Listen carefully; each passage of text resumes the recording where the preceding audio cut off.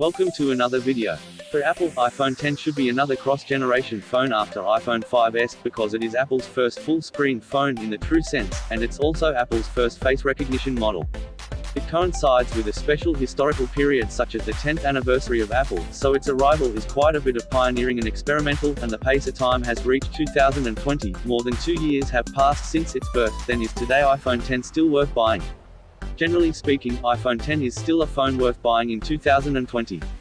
Although it also has some problems, it can let you experience the charm of the full screen at a lower price. Personally, I still think it is very valuable, and the sufficient configuration can also make it last longer.